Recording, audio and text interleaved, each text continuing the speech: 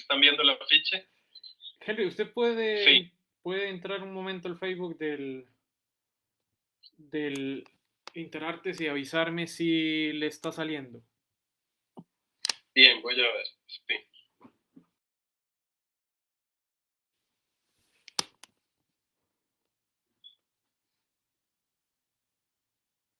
A ver si en principio debería de estar.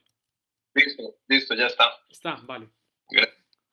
Bueno, vamos a dejar 10 segundos con la imagen del afiche y iniciamos entonces con el doctor Israel Carrillo para iniciar ya en punto. Mucho gusto a todos.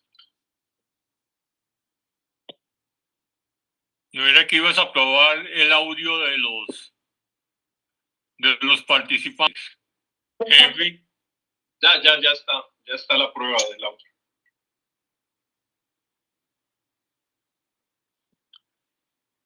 Ya podemos iniciar. Entonces vamos a dejar unos segundos e iniciamos. 10 segundos, Jordan. Vale, pero está, ¿verdad? Ya pasando en la página. Inicio. Listo, sí.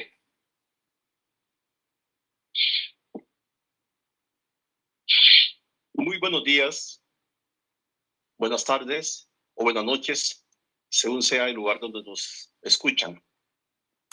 Esta es una mesa redonda. Entre comillas, yo soy aquel que ayer no más decía, cierro comillas. Y ya que estamos, mejor dicho, celebrando los 110 años de la partida de Rubén Darío. En nombre de la Fundación Interartes, este servidor, Israel Carrillo Santa Cruz, les da una cordial bienvenida a la estimable audiencia que se ha unido o se unirá luego el día de hoy por medio de las plataformas virtuales de la Fundación. Al cuerpo diplomático invitado, representado por la excelentísima embajadora de la República de El Salvador, Máster Diana Marcela Vanegas Hernández, y el excelentísimo embajador de la República de Argentina, señor Fernando Cerveto, y todo el personal diplomático de ambas embajadas. También saludamos muy especialmente a los expertos del mundo académico invitados a participar con sus exposiciones el día de hoy, que menciono a continuación. Doctor Francisco García Jurado, de Argentina. Arquitecto Martín Katz Darío, también de Argentina, y que es uno de los 9 bisnietos del linaje familiar de Rafaela Contreras, primera esposa de Rubén Darío. Y al doctor Jorge Chen Sham, de Costa Rica. También reciban el saludo cordial todos los colegas miembros de la Fundación Interartes que nos acompañan al día de hoy, así como a muchas otras personas cercanas a la Fundación Interartes del mundo artístico. Debo mencionar que esta mesa redonda en torno a la celebración de la vida y obra literaria de Rubén Darío en sus 110 años de su partida física ha sido promovida y organizada en Costa Rica, aun con algunos contactos seguramente externos, por la doctora Magda Zavala, presidenta de la Fundación Interartes. Muchas gracias, Magda. Y creo que todos agradecemos tu iniciativa para realizar esta importante celebración que significa la mesa redonda que se realiza el día de hoy como homenaje a Rubén Darío. Quiero decir unas breves palabras sobre nuestra Fundación Interartes. La Fundación Interartes para la Cultura y las Artes en América Central promueve el estudio, la reflexión y la creación en sus variadas manifestaciones o campos artísticos. Se creó en el año 2009 y se han llevado a cabo muchos eventos académicos que incluyen coloquios a nivel centroamericano, conferencias, conversatorios y un sinnúmero de variadas actividades con un enfoque interdisciplinario. Asimismo, ya se han publicado varios libros con el sello editorial de la Fundación Interartes y ya está por salir un nuevo libro en estos días. Ahora pasamos a lo que venimos, a lo más importante del día de hoy. Y para ello, les presento al magíster Jordan Arroyo, quien será el moderador. Jordan es un joven costarricense que radica en España debido a sus estudios doctorales en el campo de la literatura. Bienvenido, Jordan. Muchas gracias, Israel, a todo el público presente, a la Fundación Interartes. Tenemos hoy el gusto de tener esta mesa redonda en torno a los 110 años de muerte de la partida de Rubén Darío. Tendremos los expositores doctor Francisco García Jurado, quien nos acompaña desde Madrid. Tenemos también al doctor Jorge Chen Chang, quien nos acompaña desde Costa Rica, y al ingeniero Martín Katz Darío, bisnieto del poeta. Para informarles cómo va a ser, grosso modo, la dinámica de la actividad, tendrá cada ponente un aproximado de 15, máximo 20 minutos. Comenzaremos con Martín, seguido de Francisco, y cerrará Jorge. Y posteriormente a la participación de los tres ponentes, abriremos un espacio de preguntas, sea entre el público que está ahora mismo en Zoom o que haya interrogantes a través de Facebook, que ya les haré llegar si así fuera. Sin más, le cedo de inmediato la palabra a Martín.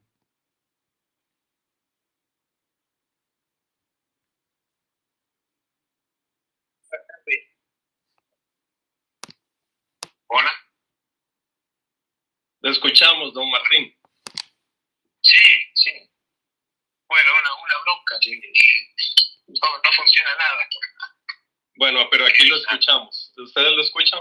Bueno, perfecto. ¿Qué puedo decirles? Bueno, en esta contingencia.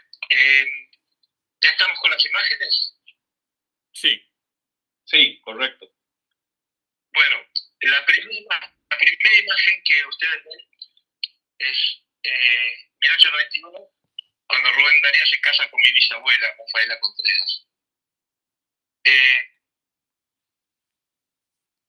Que fue justamente una decisión, porque él estaba de novio con Rosario Murillo, llega a El Salvador y decide casarse con ella, porque fue la primera cuentista modernista de Centroamérica y que justamente escribía en el diario donde él era director. Así que bueno, fue un amor cultural y después espiritual, ¿no? Que duró muy poco tiempo. Bueno, en la segunda foto van a ver a las tres mujeres de Darío. La primera es Rafaela Contreras, que muere en 1893, y Rafaela, mi bisabuela, le dejó un mensaje, una nota diciendo: Rubén, en caso que yo me muera, quiero que mi hijo lo críe mi hermana y cásate con Rosario, porque Rafaela sabía de Rosario, porque tú no puedes estar solo. La segunda foto es Rosario Murillo, que tiene mucho que ver en los finales, los finales de la muerte de Darío, y Francisca Sánchez. Francisca Sánchez, que cuando Darío se va a América, a Alejandro Bermúdez, que era un compatriota, que decide que sería muy buena idea partir para América para hablar sobre la paz. Y Darío toma esa idea, que estaba él muy deprimido por la guerra. Ya Mundial Magazine, su revista, había cerrado porque no había obreros que trabajaran, porque fue una guerra. Se encargó y tomó el viaje. Y así fueron a Nueva York. En Nueva York, que poco se sabe eso, estaba mi abuelo, que ya tenía 22 años. Por su cuenta había estado ahí. Y lo acompañó y estuvo con él. Es más, mi abuelo fue el que lo acompañó de Nueva York a Guatemala, que coincidentemente en Guatemala estaba digamos, la madrastra de mi abuelo, con sus hijos. La otra foto, ¿cuál era? ¿Cuál sigue? Yo lamentablemente no tengo el celular. Sí tengo, pero... La imprenta. ¿Cómo? La Nación. La Nación. Bueno, lo que ustedes van a ver a partir de ahora, discúlpenme esta presentación, pero bueno, lamentablemente, caso de fuerza mayor, lo que ustedes van a ver son objetos que cuando muere mi abuelo en 1970, lo junto todo yo, que no se sabía qué era, porque él tampoco habló nada, habló muy poco del padre, porque además lo conoció muy poco tiempo. Es decir, en 1910 se entera que era el hijo de Rubén Darío, porque esa era la promesa que Julia Trigueros le dijo a Rubén: mira, yo lo crío a tu hijo, pero recién a los 19 años de él le voy a decir que sos su padre. Y así fue. Entonces, vamos a descubrir de alguna forma juntos las sensaciones que tuve yo. De pronto, estaba este diario 1870, que es el primer año de la edición del Diario de la Nación. Que Darío, cuando se va a España representando al Diario de la Nación, le regala este ejemplar, como recuerdo, digamos, de su estada de 5 años en Buenos Aires. ¿Cuál sigue después?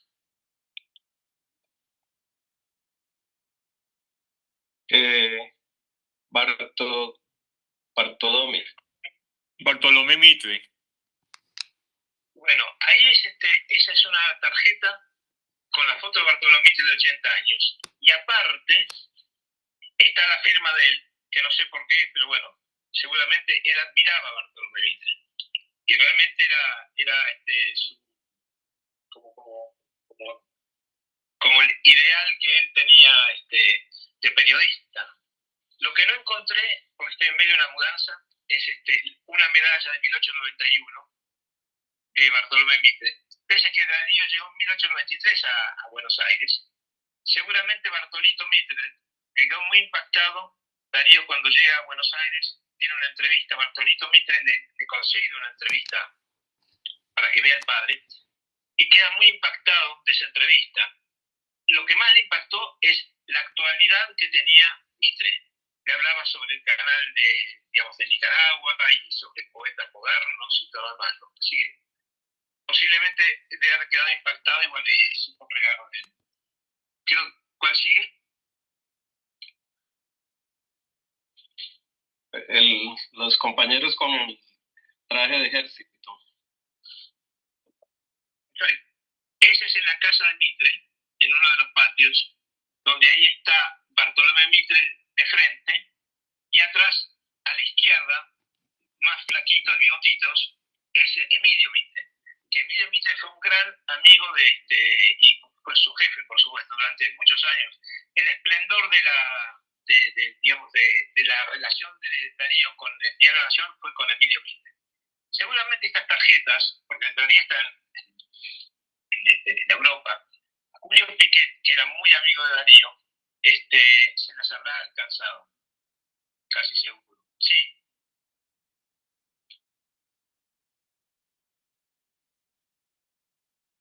Sigue el clérigo.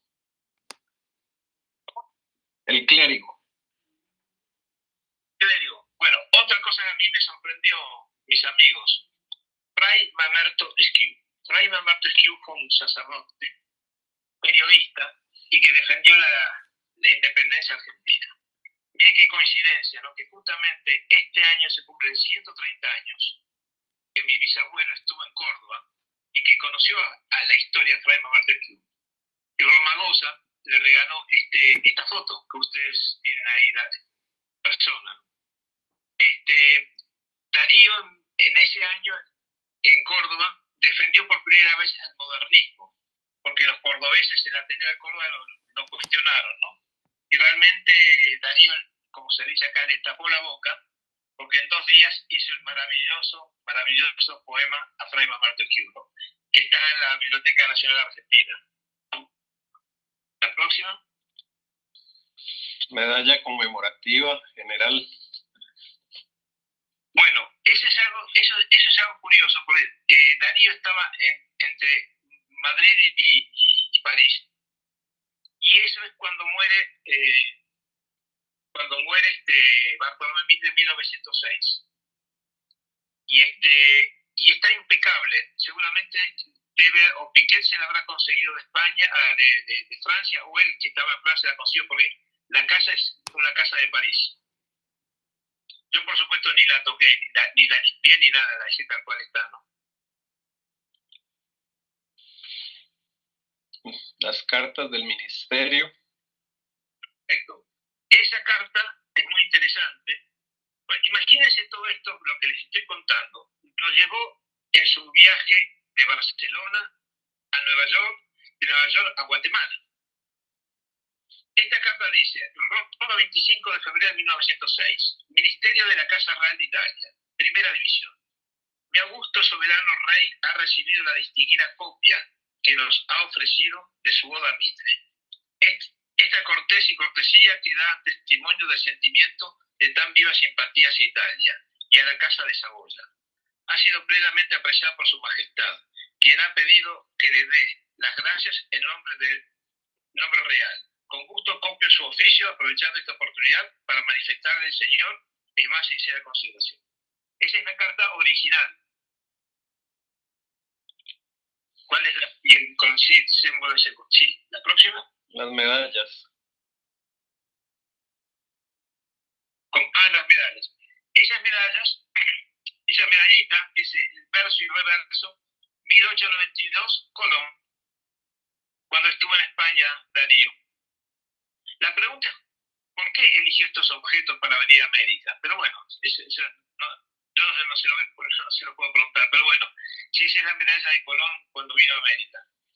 Cuando Colón fue a España, 1892, representando a Nicaragua. Ahí dejó a mi abuela, a mi bisabuela y a mi abuelo de 2 meses. Lo dejó en Centroamérica, en Costa Rica. Y el poema que empieza frente a los reyes, ¿no? Piense que había sido el que había escrito Azul, Morochito, centroamericano, y el poema empieza, desgraciado almirante de la América que has descubierto. Así que bueno, creo que para él fue muy fuerte, por eso ese tema lo quería conservar. ¿Qué más sigue? La pluma. La pluma, bueno, esa es una pluma que está con el monograma de él, con su caja original, que bueno, estaba dentro de las cosas que había en la casa. Después está una pluma que esa era de viaje, que se rebate.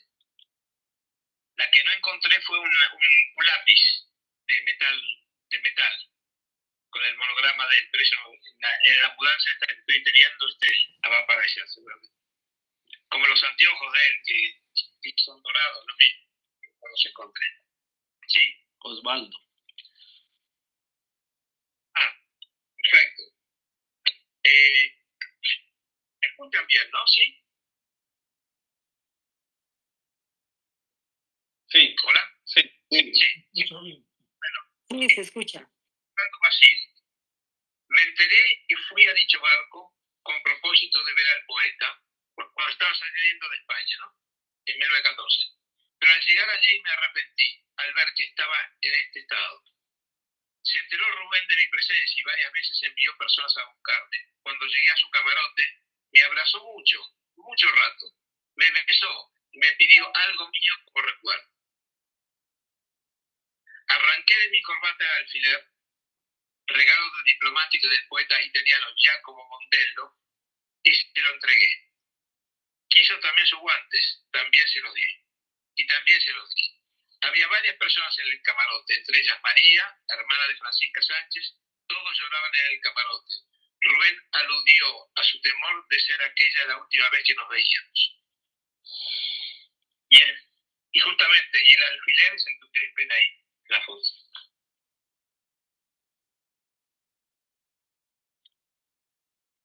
Sí, ¿qué sigue? La fotografía esta de niña. Eso es una cosa muy rara. Esa foto de niña está el verso y el reverso. Y el reverso es una cosa graciosa que escribe. ¿Y quién la firma? Álvaro Contreras, era 870 y tanto. Álvaro Contreras, supuestamente, porque supuestamente era el suegro de Darío, porque mi bisabuelo en 1882, 1872, estaba en Guatemala. A ver. 1882, perdón, estaba en Guatemala. Y él presenció la condena que tuvo Álvaro Contreras para hablar las 24 horas hasta morir, porque no había cumplido las pautas del presidente de la Nación, que le dijo que usted es peligroso, no hable tanto. Entonces, esta foto la tenía Darío, seguramente se la habrán regalado, no sé por qué, pero bueno, es justamente de Álvaro Contreras. El Rosario. El Rosario. Les voy a leer una página de Soto Hall.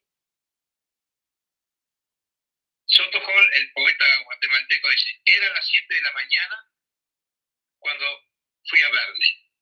Entré a su alcoba directamente. Estaba sentado en la cama. Entre los dedos marfilinos de su mano derecha se retorcía un rosario. En la otra tenía un libro de oraciones. Darío dice: siéntate, guarda, me dijo. Y me señalaba una silla en la mano que mantenía el rosario. Sus labios se agitaban levemente. El índice y el pulgar pasaban las cuentas con lentitud rítmica hasta llegar a la última. Después se entregó a la lectura, terminando que su tarea, cerró cuidadosamente el libro, lo puso a un lado, hizo la señal de la santiguó y se persignó, besando después la cruz del rosario con unción. A tu orden, murmuró, y como viera que yo tomaba muy en serio aquella ceremonia, repuso levantando las cejas: no te rías, esto lo hago siempre, no sabes cómo me fortalece este desayuno espiritual. Seguimos. Columbia University. Bueno, ese es el diploma que Mr. Huntington le entregó a Rubén Darío en 1915 por haber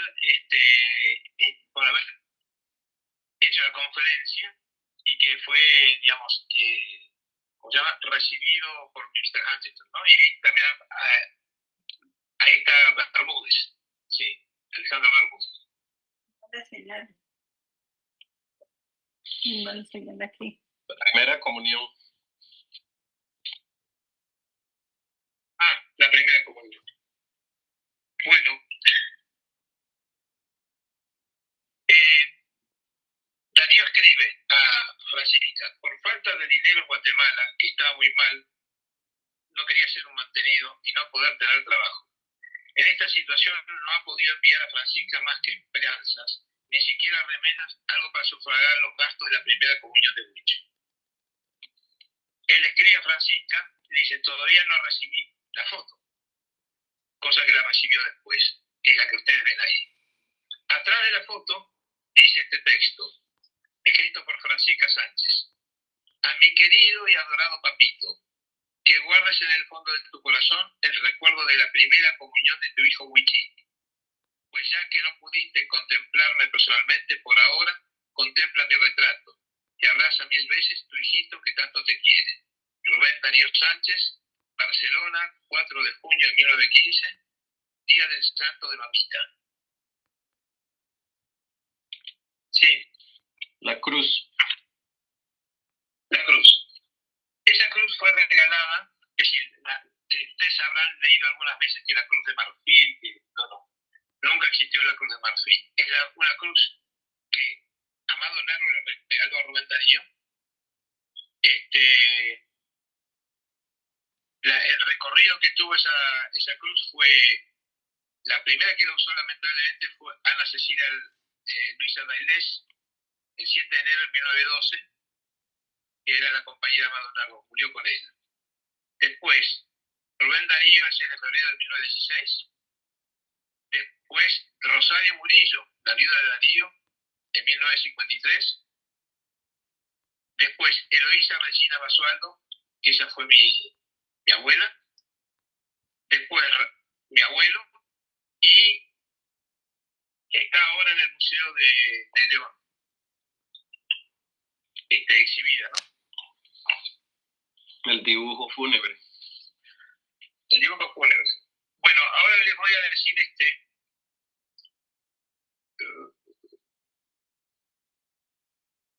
el dibujo fúnebre.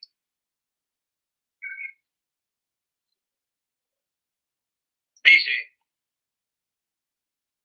tan pronto expira, el joven Alejandro Torrealba levanta la tapa del reloj de bolsillo Ingersol, propiedad de Darío, y rompe la cuerda. Marcan las agujas las 10:15. Si se oye una queja, un sollozo, la cámara mortuoria está abnegada, esposa que llora, son los deudos y amigos. Minutos después, la fortaleza de Acousaco dispara 21 cañonazos anunciando la catástrofe. Las campanas de la iglesia, la catedral, toques tristes, raros, de una extraña armonía. Según el rito católico, es el toque de las vacantes concedido por los príncipes. Permanece en el catre hasta las 2 de la mañana. Y un poco, y Torrealba hace 2 dibujos. Uno que es grande, que es Rubén Darío muerto, y otro que es Rubén Darío agonizando.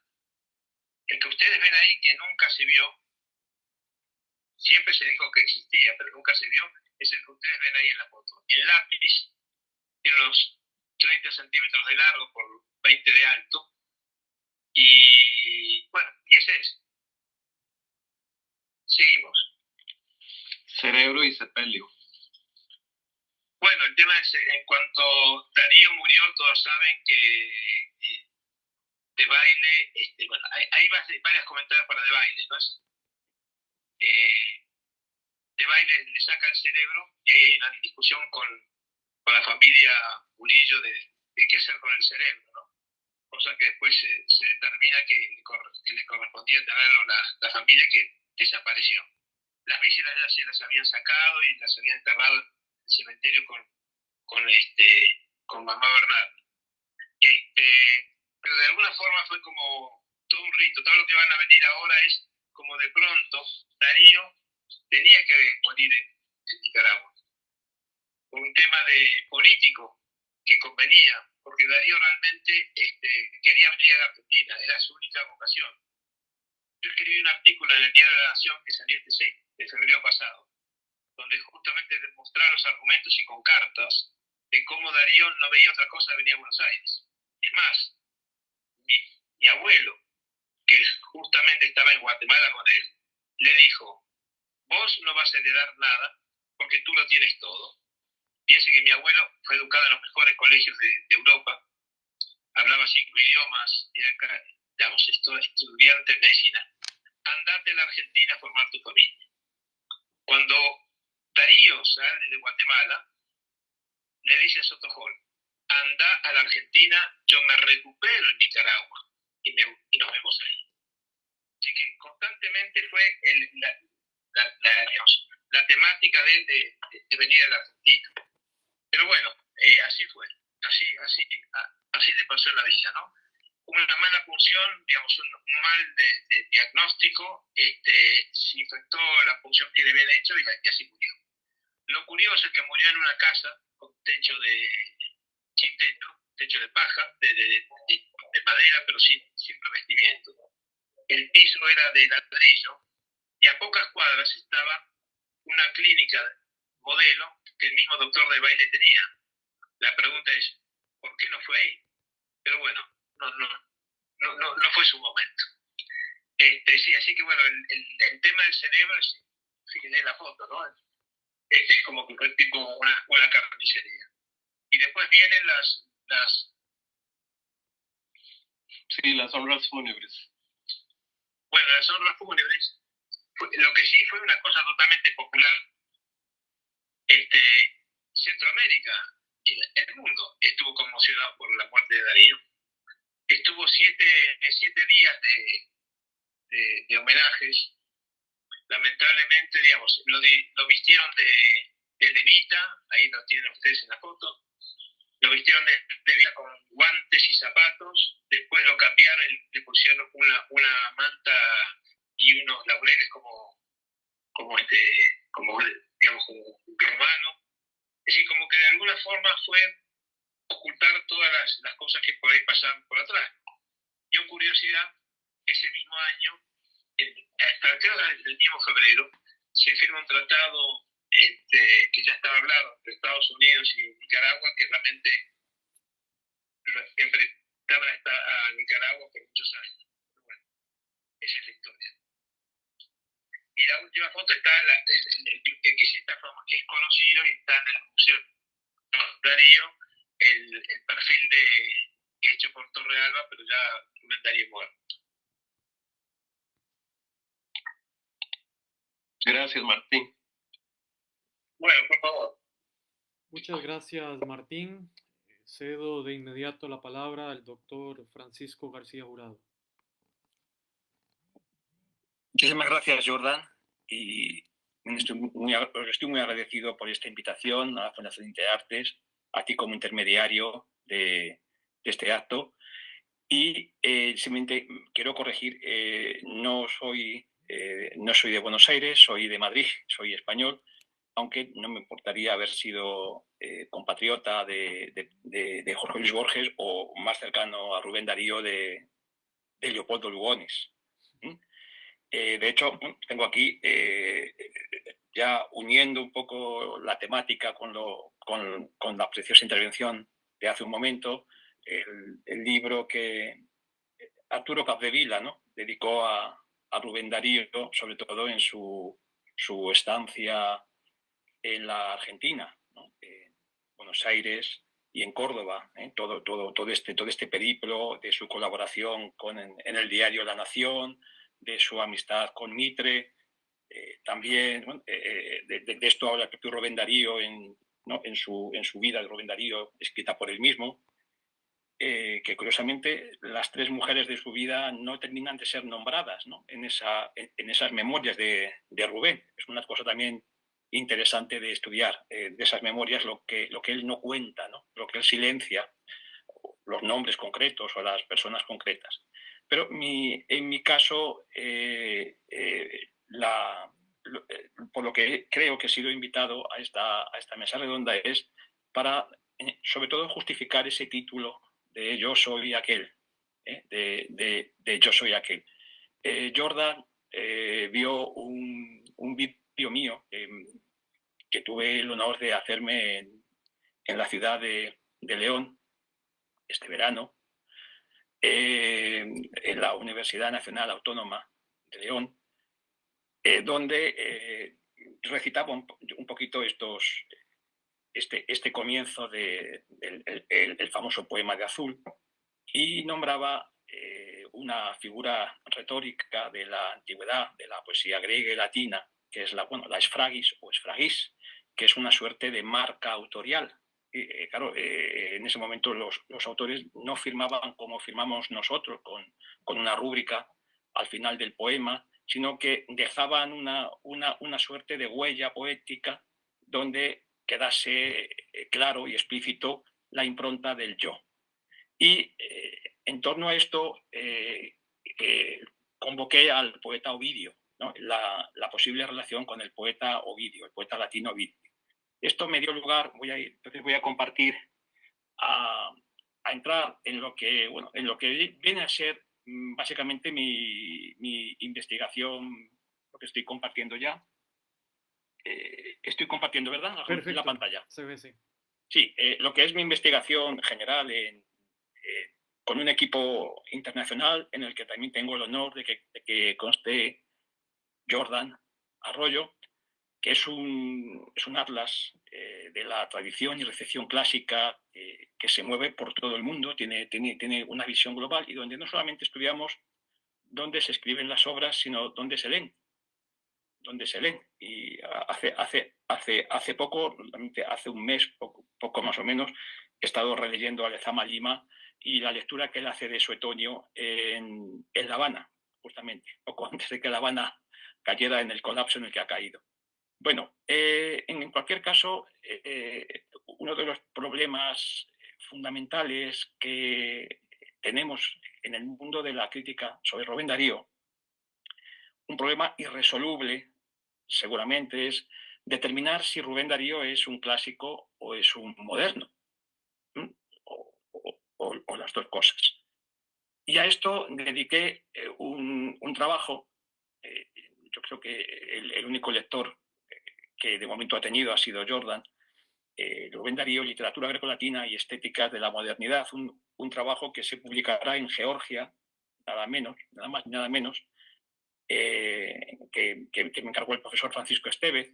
Bueno, pero es algo que he expuesto ya en un congreso en México, en la UNAM, y que va teniendo, el trabajo aún sin haber sido publicado, va teniendo una trayectoria vital muy intensa. Entre otras, pues este viaje mío a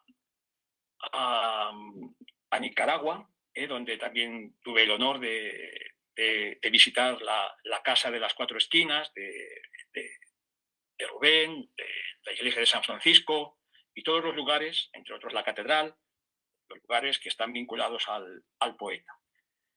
Y hoy pues tengo el honor de contarles un pequeño aspecto de este trabajo, que es justamente la relación que Rubén Darío puede mantener, el encuentro complejo, prefiero llamarlo yo, más que, porque yo cuando planteo relaciones entre autores antiguos y modernos no hablo de influencias o imitaciones, más que prefiero hablar de encuentros, de lugares donde los modernos recreamos y incluso a veces reinventamos a los antiguos, y la literatura de la antigüedad muchas veces es releída desde las estéticas de la modernidad. Esto es un poco lo que quizá deberemos plantear con Rubén Darío. Rubén Darío, cuando elige ciertos clásicos, paradójicamente, los elige desde la mirada moderna. Son ámbitos que no son incompatibles. Bueno, pasa algo parecido pues también en un poeta posterior en Nicaragua, Ernesto Cardenal, que por influencia de Ezra Pound, del gran poeta moderno Ezra Pound, se decantó por Catulo y por Marcial. ¿Cuál? Su elección por unos poetas antiguos se debe a unas tendencias estéticas muy modernas, muy contemporáneas. En el caso de Darío, ya digo que el debate, que aquí ustedes si quieren pueden echar un vistazo, si les interesa el tema, a mi blog, es Reinventar la Antigüedad, es el último blog que ha sido publicado. Hay siempre una polémica si es clásico o si es moderno. Bueno, yo siempre pongo este ejemplo del centauro, el poeta muerto, sostenido por un centauro de Gustave Moreau, un pintor al que no pudo no haber conocido Rubén Darío durante su etapa parisina. Rubén Darío es un poeta que se inspira de una manera muy directa en los parnasianos, en los decadentes, en los simbolistas, y los simbolistas eligieron ciertos imaginarios de la antigüedad, entre otros el centauro. Entonces, si yo quiero entender cuál es la imagen del centauro en la poesía de Rubén Darío, tengo que remitirme sobre todo a las imágenes de la Francia de finales del siglo XIX. Esto no es ningún demérito para la antigüedad, ni tampoco para la modernidad.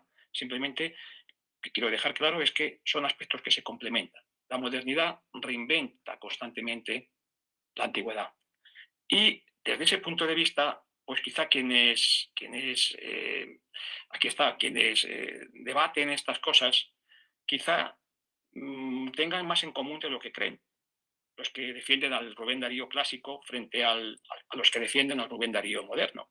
Porque en el fondo parten de unas ideas muy en bloque, lo que es la tradición clásica. La tradición clásica es algo mucho más dúctil que se va modulando dependiendo de las estéticas de la modernidad. Bueno, a esto llevo dedicado ya la friolera de unos 30 y tantos años, y algunas cosas he aprendido, y creo que alguna de ellas he dejado por escrito que permiten entender mejor la tradición clásica. Y ya yendo al tema concreto de por qué elige Rubén Darío a Ovidio. Pues bueno, si ustedes han visto lo que estoy diciendo, tendrán que deducir que seguramente Rubén Darío elige a Ovidio, al poeta Ovidio, porque está siguiendo una tendencia moderna o a un poeta moderno.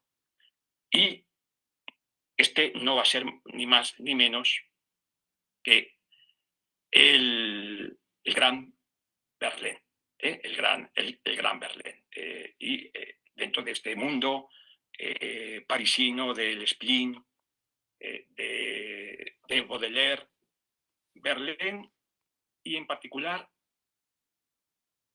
uno de los libros que más va a influir en Rubén Darío, que son Las fiestas galantes, un libro que fue traducido al español. Y ahora les contaré porque tengo una propuesta para explicar, a partir de Verlaine, uno de los poemas más enigmáticos de Rubén Darío, que es el famoso poema de El Ibis. El Ibis. Vamos a leer el Ibis, vamos primero a leer el Ibis y ahora muy brevemente les explico, ya les digo que pueden ustedes leerlo si les interesa, lo pueden ustedes leer aquí tranquilamente, luego después, y queda mucho mejor explicado. Fíjense ustedes, el Ibis de Rubén Darío dice así: cuidadoso estoy siempre ante el Ibis de Ovidio, enigma humano tan ponzoñoso y suave que casi no pretende su condición de ave cuando se ha conquistado sus terrores de Ofidio. Cualquier persona que tenga un cierto conocimiento de la literatura clásica sabe que Ovidio escribió un libro titulado Ibis cuando estaba desterrado, porque surgió un personaje en Roma que lo difamó. Y Ovidio entonces soñó con que esta ave, que por cierto va a dejarnos un dibujo hermosísimo, el mismo pintor y artista del Centauro y del poeta muerto, que es Gustave Moreau, de nuevo Gustave Moreau, pues este ave se dedicaba a acabar con las serpientes ponzoñosas, con lo cual se entiende que el libro que había escrito Ovidio, titulado Ibis, acabaría con la ponzoña de aquella víbora que en Roma lo estaba difamando. Pero fíjense ustedes, hay una cosa que ya, Arturo Maraso, volviendo otro todo argentino, ya había visto y que nos puede parecer quizá una tontería, pero quizá ahí está la clave de la explicación del poema. Ovidio, ¿con qué palabra rima en español? ¿Cuál es la palabra paronomásica más cercana a Ovidio? Pues ofidio. No creo que haya palabra más cercana en el caso de nuestra lengua española. Es decir, que hay una suerte de paronomasia que hace que pongamos en relación, desde el punto de vista de la expresión lingüística, el nombre de Ovidio con la palabra ofidio. Y naturalmente esto nos llevaría, como en una antigua ratio etimológica, a pensar que ¿cuál es la relación de Ovidio con el ofidio? Pues obviamente el poema Ibis. Y aquí yo les haría esta explicación y dirían, pues qué bien, ¿no? Está muy bien y es satisfactoria, pero como sabe Jordan, yo siempre me pregunto mucho más allá. ¿Y por qué? ¿No? ¿Por qué hace esto Rubén Darío? No tenemos testimonios, ya digo que es una de las composiciones más enigmáticas, pero fíjense ustedes si nos vamos a un poema titulado Pensamiento de la tarde, que está en Las fiestas galantes de Verlaine, el gran poeta francés, aunque el encuentro que tuvo Rubén con Verlaine fue estando borracho Verlaine en una taberna, y bueno, pues aquello fue un tanto desazonador, pero bueno, él al menos conoció al poeta, ¿no? Al gran fauno, ¿no? Como diría Rubén. Bueno, hay un cuadro de Delacroix, es está en Londres, en la National Gallery, que es el poeta Ovidio postrado en el exilio, allí junto al Mar Negro, entre los getas, que son los bárbaros que habitaban Rumanía en aquel momento. Es un Ovidio, como ven ustedes, que tenemos aquí, melancólico, postrado, absolutamente triste. Y no voy a poder leerles el poema por falta de tiempo, pero bueno, aquí tienen el poema de Verlaine, pero sí quiero que se fijen en estos dos versos. Le poète de l'Arc de Mer, la tendre Ovid, embrasse l'horizon dans l'eau verrard habite. Tenemos ahora la paronomasia pero hecha desde la lengua francesa, si se dan cuenta. Con lo cual, si este poema realmente, y en francés, influyó, y como es de esperar, a Rubén Darío, es muy posible que Verlaine fuera quien le dio el tema a Rubén Darío para su Ibis. Y la lengua española, evidentemente, porque claro, yo no puedo decir que Ovidio tiene una mirada avidia, porque eso no existe en español. Ovidio tiene una mirada ávida, no rima, pero claro, sí puedo decir que Ovidio ataca a los ofidios mediante el ibis. Bueno, esto es una pequeña perla que les doy para que vean por dónde va mi investigación en este campo. De nuevo, la literatura moderna, la estética de la modernidad, y el Ovidio de Rubén Darío pasaría por Verlaine. Y finalmente, ya para terminar, quería también enseñarles cuál es el origen de este yo soy aquel. Bueno, saben ustedes que aquí en España tenemos un cantante muy famoso, muy internacional, que es Rafael, con PH, y canta también una canción que se titula Yo soy aquel. Pero, evidentemente, por cuestiones cronológicas, no podría haber influido este Rafael en Rubén Darío.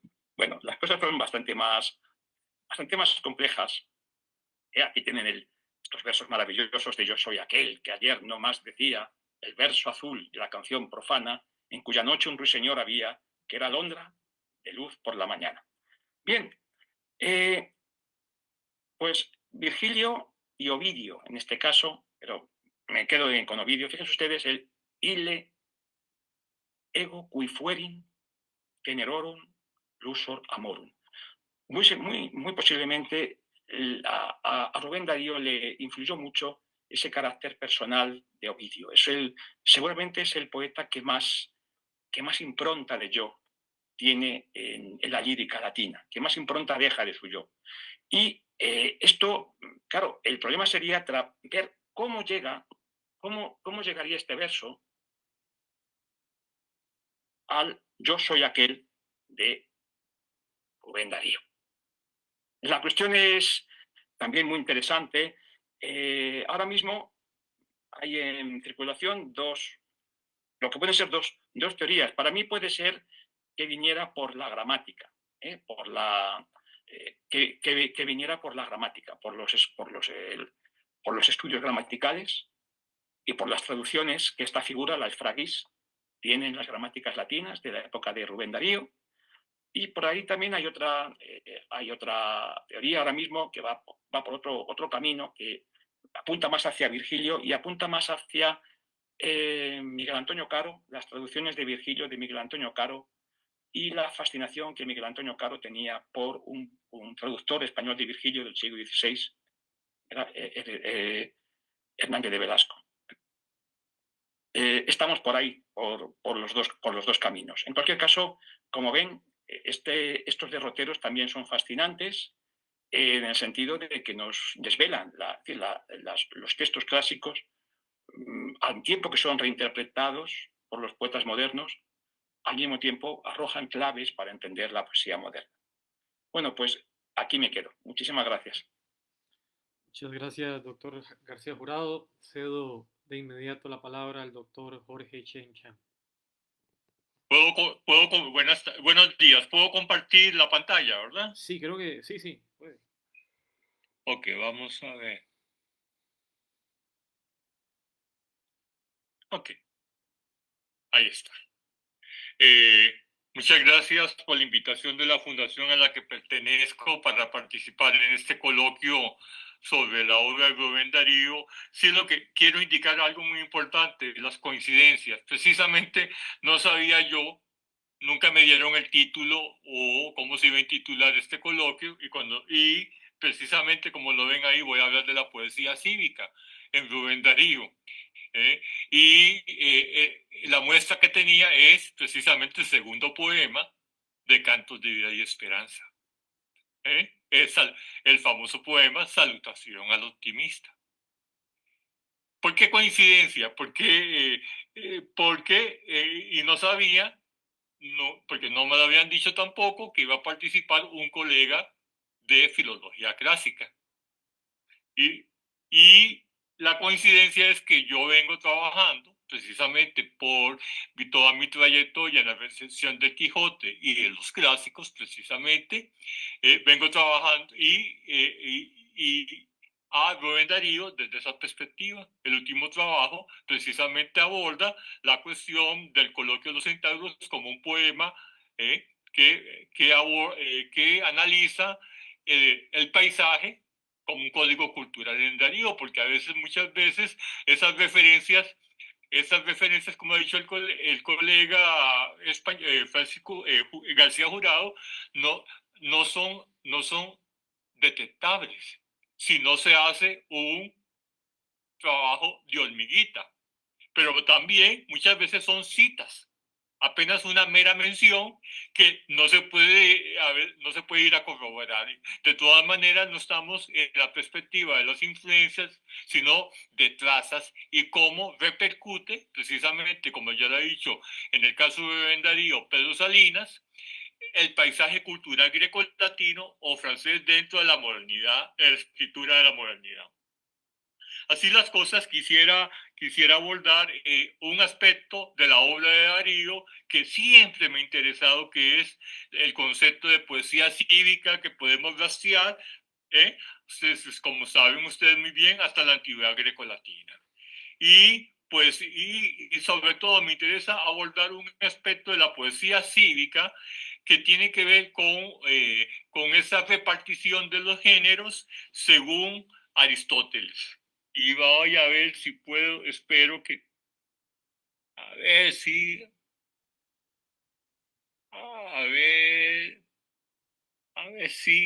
pasa esta cosa, porque no me quiere pasar.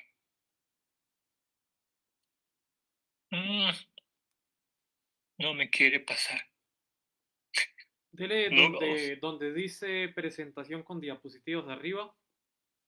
Ok, déjeme ver por qué no lo encuentro. Presentación con... Al lado de revisar, está cerca. Más a un lado, un poquito más para el otro lado. Ahí, un poquito arriba, ahí, suba.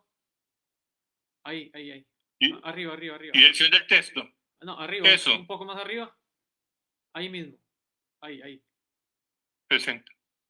Y okay. Al lado le da desde el principio, en la esquina. El primero. Ahí, exactamente. Ok, muchas gracias, Jordan. Y ahí ya puede pasar.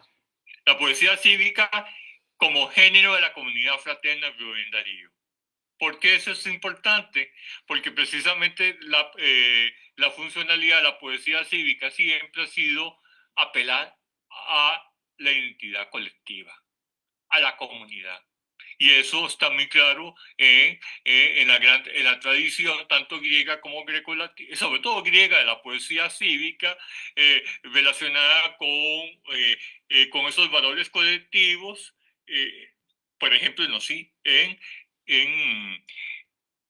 los valores colectivos hacia la polis y hacia lo que, vamos a ver si ahora sí, hacia lo que Aristóteles plantea en su retórica como la finalidad del discurso según el orador. Rápidamente, nada más para mencionarlo porque ustedes lo saben muy bien.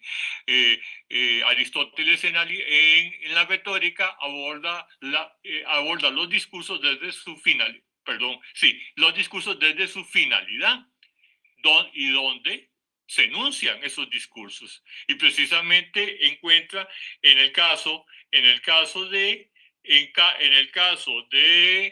orador que eso depende de la finalidad de su discurso y dónde se enuncia. Por supuesto, encontramos tres tipos de discursos según esa tipología clásica que ha pasado a toda nuestra tradición occidental de los géneros. Primeramente, el género judicial, cuyo lugar es el tribunal, y su finalidad es defender y acusar o juzgar. Y entonces la pregunta es, ¿por qué es culpable o inocente alguien? Luego tenemos el género deliberativo, cuya lugar de enunciación es la asamblea o el ágora, es decir, la reunión, aquella donde se reúnen los ciudadanos precisamente, cuya finalidad es convencer y demostrar por qué es reprensible o posible algo para una sociedad o para la colectividad. Y por supuesto, el género más importante, porque es el que se va a retomar precisamente dentro de esas funciones de la literatura, el género epidíptico, cuyo lugar es la plaza pública, es decir, donde están todas las personas, y ya no se trata ni de convencer ni de juzgar a nadie, sino de elogiar y en ese sentido contemplar y regocijarse. ¿Por qué celebrar o festejar a alguien?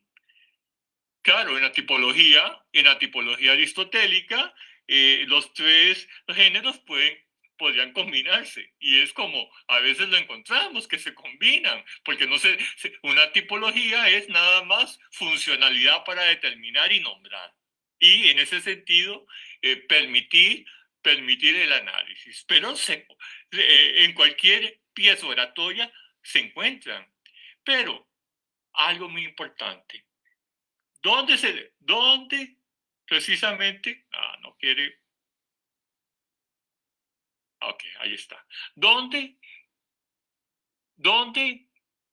desemboca este género, sobre todo la poesía, el género epidíptico? En lo que llamamos hoy en día, siguiendo esa tradición, la poesía cívica, que apela a la comunidad nacional o colectiva.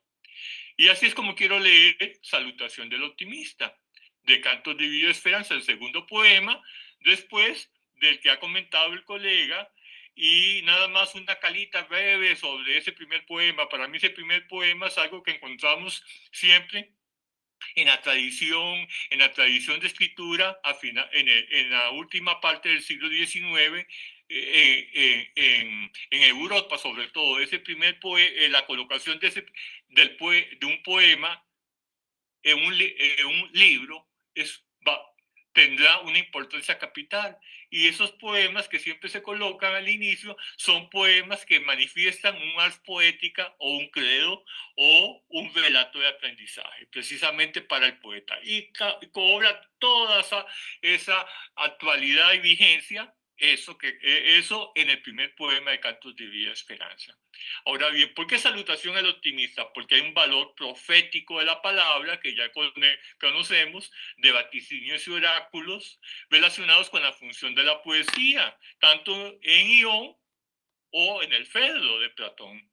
Y recordando lo que indicaba Platón en el Fedro, la locura o la manía, como quieran ustedes traducirlo, la locura o la manía, las clasifica, las nombra Platón como la locura poética, es decir, ese revestimiento de las musas, la amorosa con Eros, la profética adivinatoria de los oráculos, y la ritual estática de las danzas al estilo de Baco. ¿Qué le conviene? Y la gran pregunta que nos vamos a hacer es la siguiente: ¿qué le conviene a América en este momento crucial de su panorama finisecular? Porque estamos hablando de finales del siglo XIX y principios del XX. Bueno, le conviene, como se presenta Rubén Darío en Cantos de Vida y Esperanza, como el bate, poeta, vaticinio. Es decir, el que es profeta, intercesor de la palabra, y en ese sentido que tiene visibilidad, que tiene clarividencia y que puede ver las cosas. Marazo nos recuerda un elemento, el biográfico de la escritura, que hemos citado tanto mi colega como yo, Arturo Marazo, uno de los grandes especialistas de siempre de Rubén Darío, de la escritura Salutación del Optimista. Indica, ¿verdad?, retomando testimonios que lo escribió de madrugada y de un santiamén, es decir, en un arrebato cuasi místico de locura. Y bien, precisamente esa locura, digamos, poética de revestimiento de las musas con la profética y adivinatoria es como quiero leer brevemente algunos aspectos de salutación al optimista. Vamos a ver, ahí está. Vamos al inicio, al famoso Incritas razas uberrimas sangre de Hispania fecunda, espíritu fraternos, luminosas almas, salve. Ahí está el saludo. Porque llega el momento en que habrán de cantar nuevos himnos, lenguas de gloria, un vasto rumor llena los ámbitos. Mágicas ondas de vida van renaciendo de pronto. Retrocede el olvido, retrocede engañada la muerte. Se anuncia un reino nuevo. Feliz Sibila sueña y en la caja pandórica de que tantas desgracias surgieron, y encontramos de súbito talismánica pura, riente, cual pudiera decirle en su verso Virgilio divino, la divina reina de la luz, la celeste esperanza. De entrada, todos recordamos este verso inicial de Darío, ¿verdad? Que es uno de los clásicos. Ínclitas, basas, uberrimas, con ese ritmo cuasi militar, ¿verdad? Cuasi militar, como nos lo enseñaron a muchos de nosotros cuando leíamos a Darío en el colegio. Precisamente, sangre de España fecunda. Salve. Saluda a quién, espíritu, ahí está, veamos el destinatario en el verso 2, espíritus fraternos, ahí está la comunidad y la fraternidad que busca, está llamando, está apelando a la comunidad de los que lo escuchan, como si fuera él un orador del género epidémico, porque no se está dirigiendo a un tribunal o a una asamblea de ciudadanos, está dirigiendo a todos como tal. Y como tal, vean el elemento segundo que quiero resaltar, luminosas almas, es decir, llenas de luz. Todo el poema está relacionado precisamente con esta dicotomía entre la luz y la oscuridad, como se dan cuenta. Porque esa es la luz, es la esperanza, es la madrugada, como lo vamos a ver, y la oscuridad es precisamente aquello que ya los males y las enfermedades como índice, dice el final, para que se acabe esa caja pandórica. Por supuesto, observemos algo muy importante, cantar nuevos himnos, lenguas de gloria, se anuncia un reino nuevo. Todos esos elementos son propios del profetismo o, si ustedes quieren, de lo que anuncia el Bate, el profeta Bate, es decir, el reino nuevo. Si quieren ustedes desde el punto de vista de una escatología cristiana.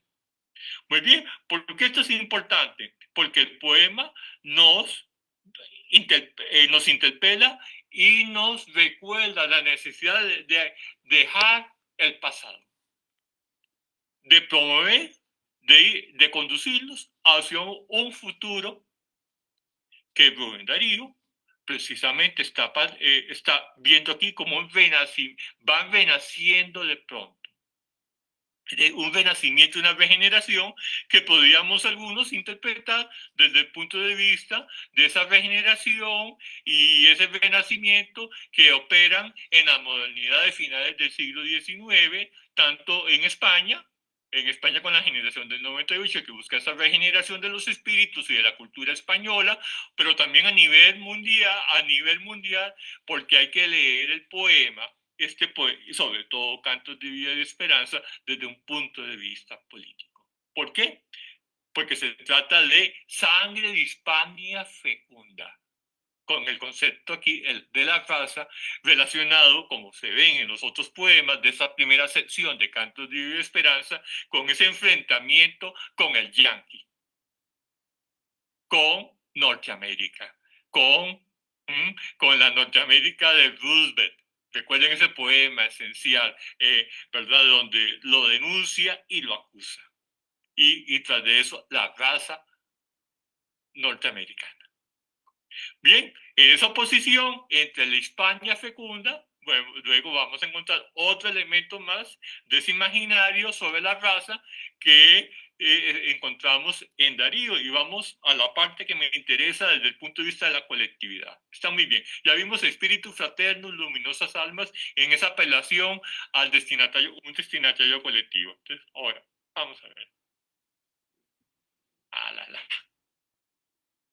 No, un momento. Ok, ahí está. Vamos al principio de la cuarta estrofa.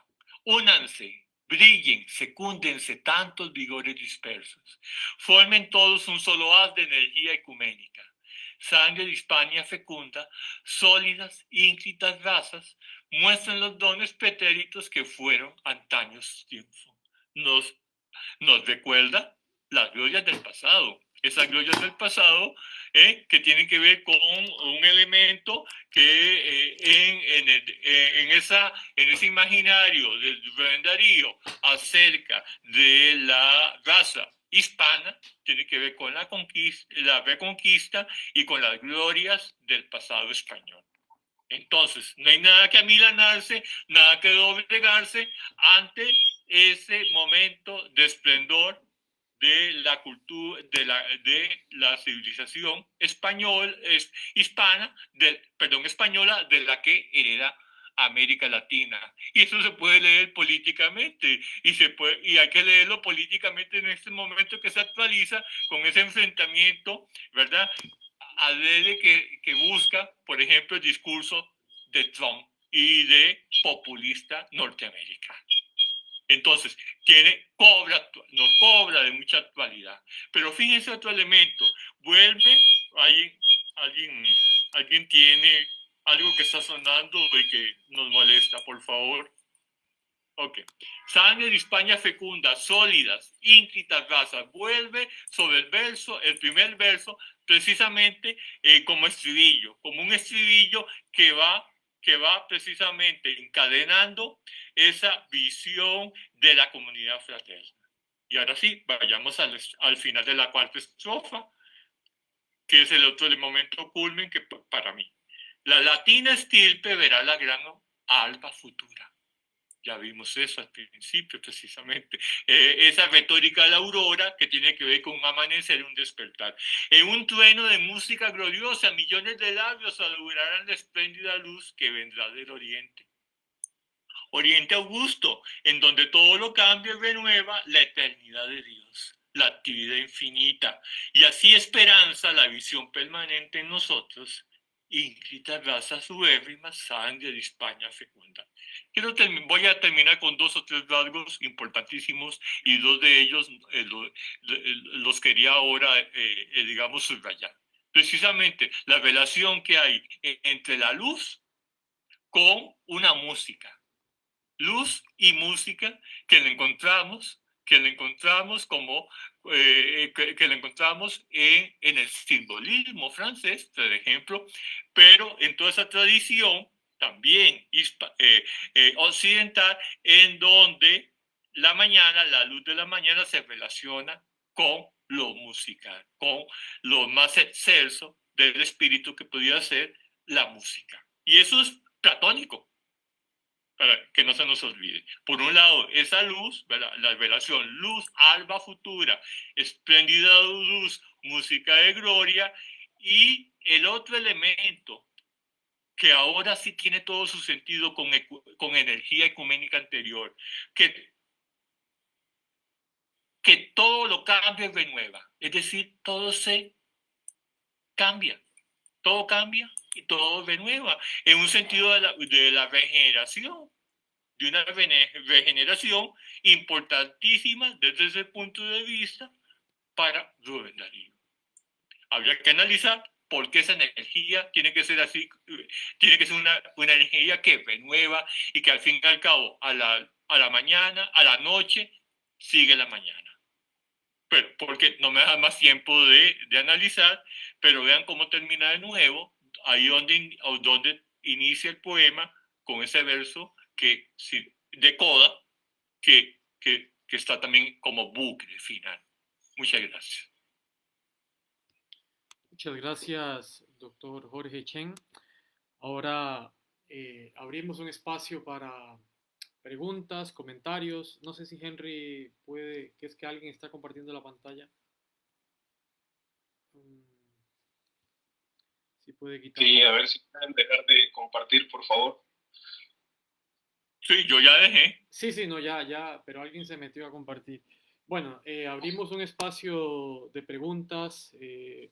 En las redes sociales no tenemos. A ver si entre el público tiene alguien algún comentario, alguna duda que quisiera externarle a los expositores, cualquiera de ellos.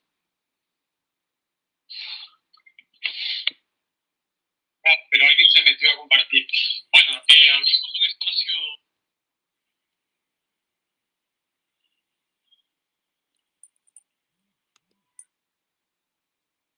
¿Podría participar? Sí, claro. Adelante. Quisiera primero que todo felicitar a la Fundación por el excelente coloquio, este conversatorio extraordinario. Realmente, y a los expositores, muchísimas gracias. Cuánto aprendemos. Mi nombre es Carmen Méndez y yo soy de música. Y me llama mucho la atención, saludos a Martín, que lo conocí en 2016, y a Harold, con Harold en Buenos Aires, en el FLADEM.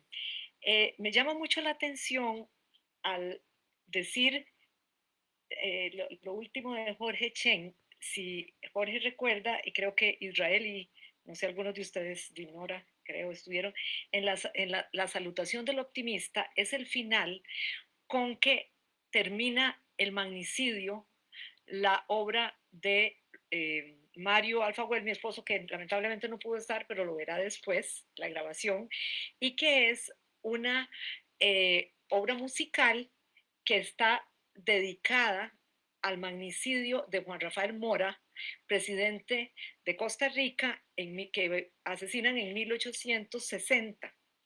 Y se cumplieron el año pasado 165 años y termina precisamente con esa primera estrofa de la salutación del optimista. Llega y bueno, se supone que Juan Rafael Mora no solamente fue un presidente de Costa Rica, sino que dio mucho a Centroamérica y en general a toda la América Latina, y que fue el que puso la frontera entre la América sajona y la América hispana.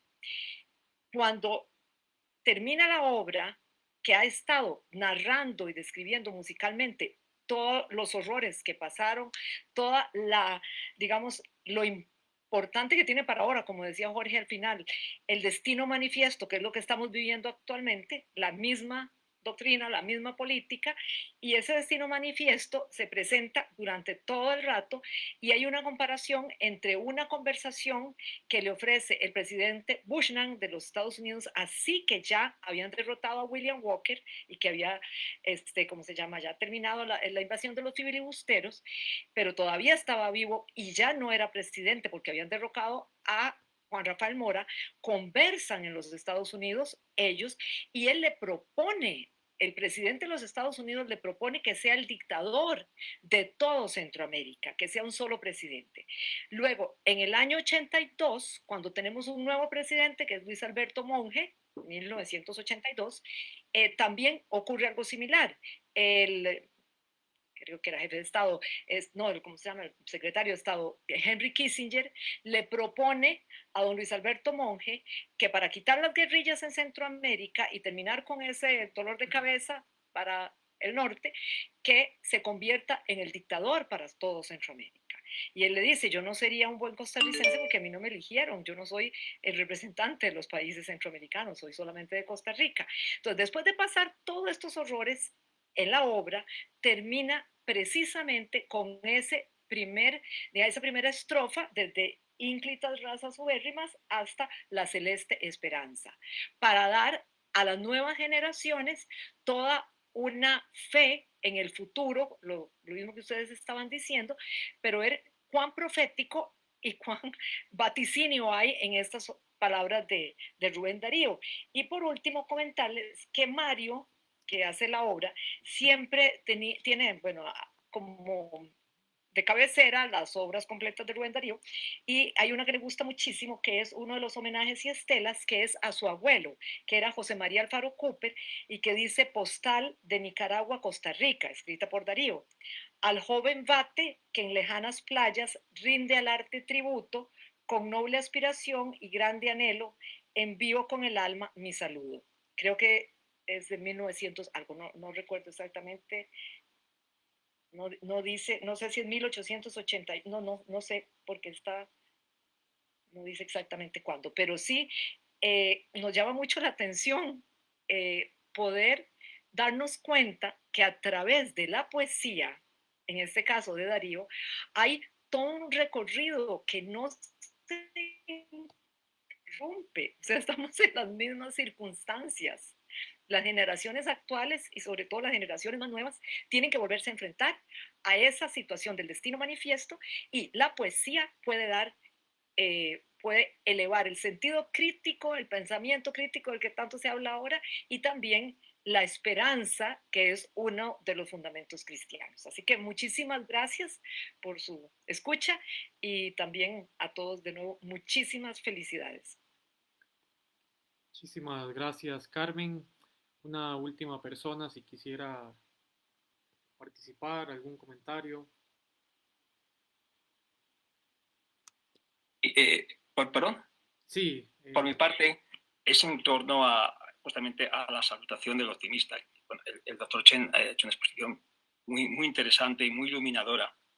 Y simplemente por algunas cosas que me ha evocado. Hay una tesis doctoral de Elena Herrero Taberneros, dirigida por el doctor Vicente Cristóbal, sobre las geórgicas, la tradición de las geórgicas de Virgilio en la literatura española. En cierto momento cita la salutación del optimista de Rubén Darío como una suerte de reescritura, en parte, de las geórgicas, del texto virgiliano. A mí también me recuerda esa visión del vate y del futuro, el uso del futuro, también, sobre todo, a la cuarta bucólica de Virgilio, es decir, la profecía, el arte profético.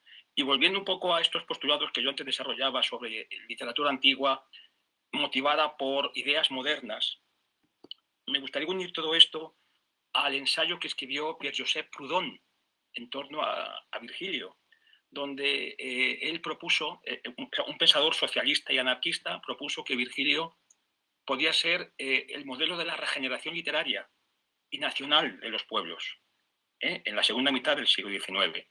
Entonces, bueno, yo creo que esto simplemente es una invitación al doctor Chen para que estemos en contacto y veamos algunas cosas juntos en ese sentido, porque me ha parecido muy iluminadora y muy interesante. Muchísimas gracias a todos por este acto tan emotivo y tan bonito. Muchas gracias, Francisco. No sé si el doctor Jorge quiere. No, yo sí, nada más quiero agregarle algo a lo que decía el profesor García Jurado al principio de su intervención sobre la famosa querella entre antiguos y modernos que hemos heredado, ¿verdad? Pero yo creo que esa querella o esa polémica, como quieran, la querelle, como dicen en francés, hay que matizarla en los clásicos, en los que nosotros consideraríamos como clásicos. ¿Por qué? Porque, retomando lo que decía Italo Calvino, ante un clásico no se lee, se relee. Y así, no solamente nosotros en cuanto a lectores releemos a los clásicos, sino que los verdaderos escritores de esos que son clásicos han releído. Y eso es clarísimo. La prueba es Darío y otros, ¿verdad? Otros que están ahí. Pero Darío, en este caso, porque es el que estamos comentando en torno a este homenaje. Muchas gracias. Eso sí. Con esto, no sé si Martín quisiera decir algo. No, pero no tiene problemas, sí, con los problemas técnicos. Entonces, bueno, darle las gracias a Martín, a Jorge, a Francisco por sus participaciones, también al público que nos ha acompañado, tanto por este Zoom como por medio de Facebook. Y los invitamos a seguirnos en nuestras redes sociales de la Fundación Interartes, pues ya tendremos próximas actividades en relación con Centroamérica. Muchas gracias y les envío un muy fuerte abrazo.